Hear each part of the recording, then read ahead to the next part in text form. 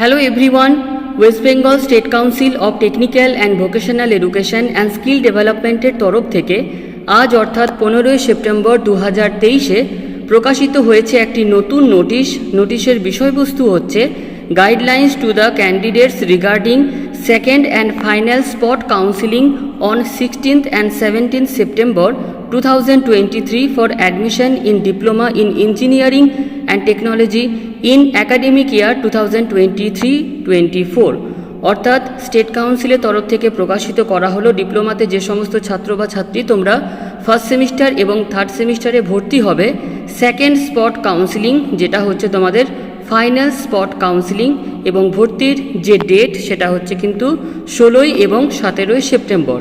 তো এই যে সেকেন্ড বা ফাইনাল স্পট কাউন্সিলিং যেটা কিন্তু তোমাদের নতুনভাবে স্টেট কাউন্সিল অর্গানাইজ করতে হচ্ছে অর্থাৎ আগের যে কাউন্সিলিং প্রসিডিওর তার থেকে কিন্তু এই প্রসিডিওর অনেকটাই আলাদা।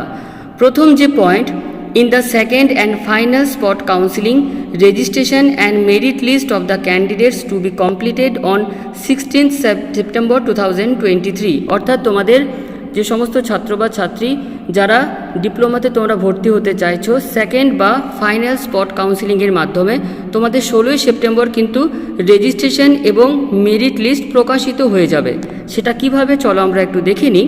এবং দ্বিতীয় পয়েন্টে এখানে বলা হচ্ছে যে সমস্ত রেজিস্টার্ড ক্যান্ডিডেট যারা 16 সেপ্টেম্বর রেজিস্ট্রেশন করবে তোমাদের মেরিট লিস্ট কমপ্লিট হয়ে তোমাদের অ্যাডমিশন কিন্তু কমপ্লিট হয়ে যাবে 17 সেপ্টেম্বর 2023 বিকেল 5টার মধ্যে।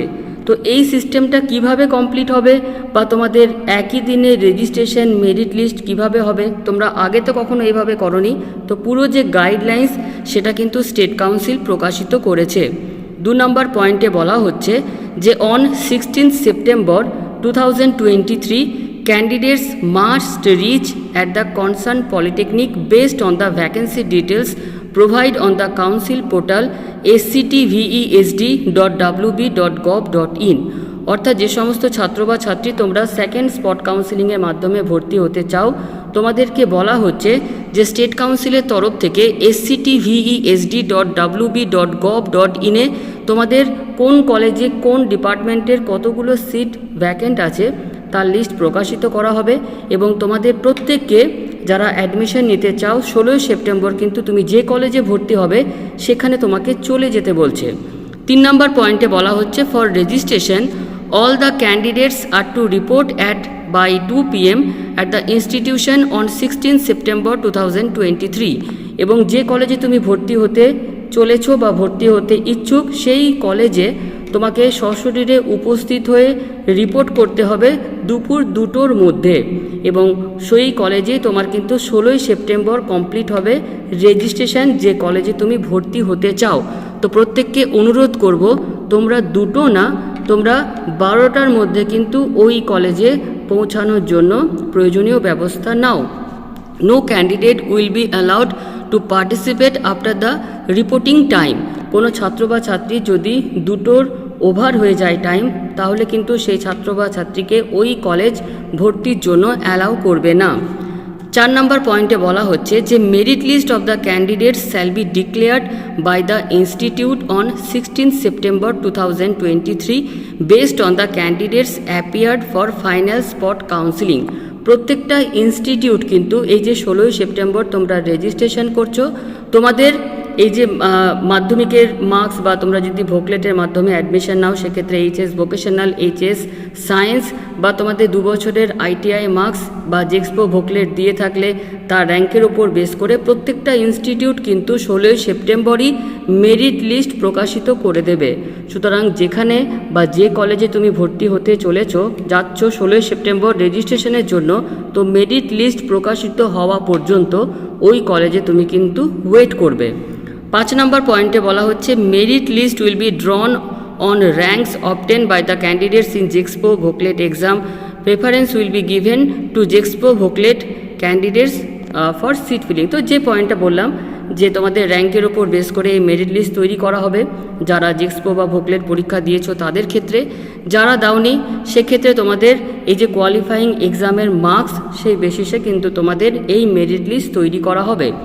7 নম্বর পয়েন্টে বলা হচ্ছে in case of a tie age has to be considered, অর্থাৎ তোমাদের যদি দেখা যায় যে দুটো ক্যান্ডিডেটস তার মার্কস সেম হয়ে যাচ্ছে, সেক্ষেত্রে বয়সে যে বড় তাকে কিন্তু প্রেফারেন্স দেওয়া হবে। The candidates with earlier date of birth will get the preference. 8 number পয়েন্টে বলা হচ্ছে যে candidates are to wait at the institution for the merit list declared on 16 September 2023। তো যে পয়েন্টটা বললাম যে 16 সেপ্টেম্বর 2023 প্রত্যেকটা কলেজে মেরিট লিস্ট প্রকাশিত হবে। মেরিট লিস্ট প্রকাশিত হওয়া পর্যন্ত প্রত্যেকে কিন্তু ওয়েট করতে বলা হচ্ছে। Once the merit list is declared no further candidates name will be entered. যখনই মেরিট লিস্ট প্রকাশিত হয়ে যাবে তারপর ওই লিস্টে নতুন করে কোনো নাম অ্যাড করা যাবে না।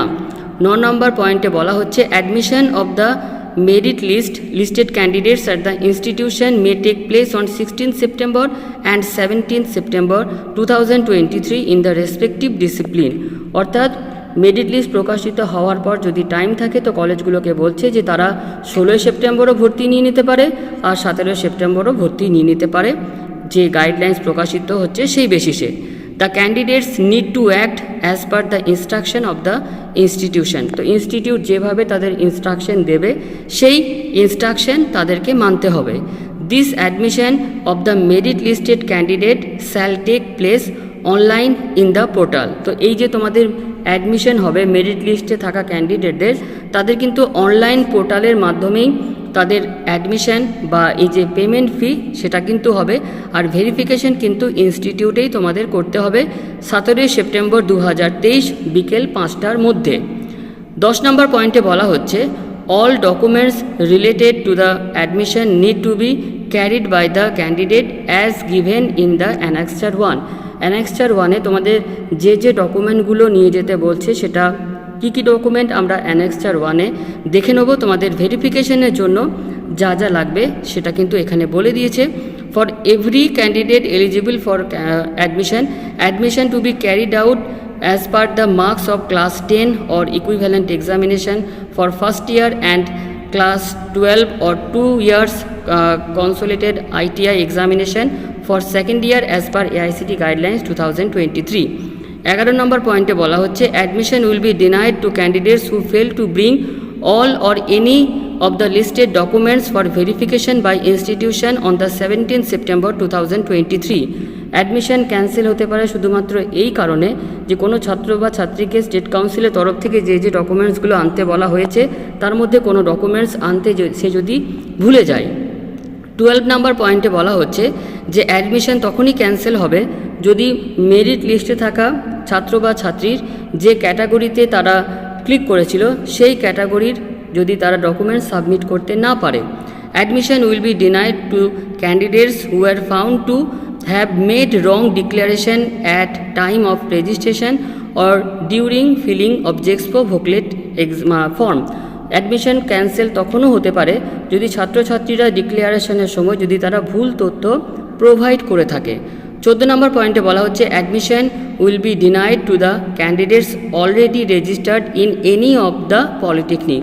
কোনো ছাত্র বা ছাত্রী যদি এই ফার্স্ট, সেকেন্ড, থার্ড বা ফার্স্ট স্পট কাউন্সিলিংয়ে যদি কোনো কলেজে ভর্তি হতে থাকে, তারা যদি সেকেন্ড স্পট কাউন্সিলিংয়ে ভর্তি হতে আসে সেক্ষেত্রে তাদের কিন্তু অ্যাডমিশন ক্যান্সেল হয়ে যাবে।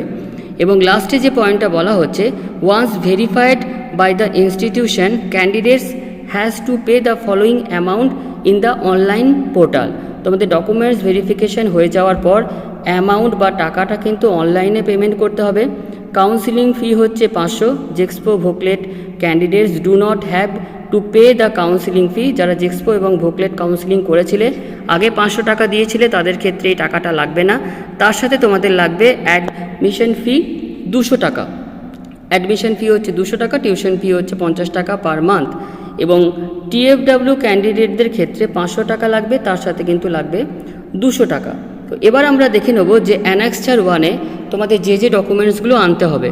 2 copies of this final allotment letter come money receipt, original Aadhaar card or any photo identity card along with a copy of the recent passport size photograph of the candidate, admit card of madhyamik or equivalent examination or birth registration certificate, mark sheet or certificate of madhyamik or equivalent examination in original, যারা ভোকলেটের মাধ্যমে ভর্তি হতে চাও তাদের ক্ষেত্রে marksheet or certificate of class 12 or 2 years consolidated ITI examination for 2 years with subject combination as per AICT guidelines of 2023-24, JEXPO admit card, SC, ST, TFW certificate in